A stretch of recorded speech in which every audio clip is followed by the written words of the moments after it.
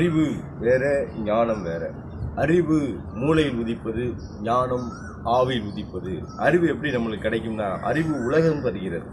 நம்ம படிக்கிறது மூலயமா, நம்ம கற்றுக்கிறதுக்கு மூலயமா, நம்ம அனுபவத்தின் மூலயமா, நாம் செய்கிற ஆராய்ச்சியின் மூலயமா, கேள்விப்பட்டதன் மூலயமா, புரிந்து கொண்டதன் மூலயமா கிடைக்கக்கூடியது அறிவு.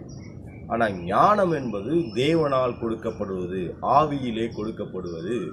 அறிவை உலகம் தருகிறது, ஞானத்தை தேவன் தருகிறார். ஞானம் எப்படி கிடைக்கும்னா 3 வகையில் கிடைக்கும் அப்படின்னு வேத புஸ்தகம் சொல்லுது. எப்படி அப்படின்னு பார்த்தீங்கன்னா, முதலாவது கர்த்தருக்கு பயப்படுதல் ஞானத்தை தரும் அப்படின்னு நீதிமொழிகள் சொல்லுது. ரெண்டாவது எப்படி அப்படின்னா, அபிஷேகத்தின் மூலியமாக ஞானம் கிடைக்கிறது. உபாகம புஸ்தகத்தில் மோசே தன்னுடைய கைகளை யோசுவாவின் மீது கை வைத்த பொழுது அவன் ஞானத்தின் ஆவியினால் நிறைந்தவனானான் அப்படின்னு வேத வசனம் சொல்லுது.